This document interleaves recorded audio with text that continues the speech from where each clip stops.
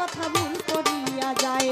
আমার এমন একজন বড় পীর পাও যদি সংসারে, আমার এমন একজন খাজা বাবা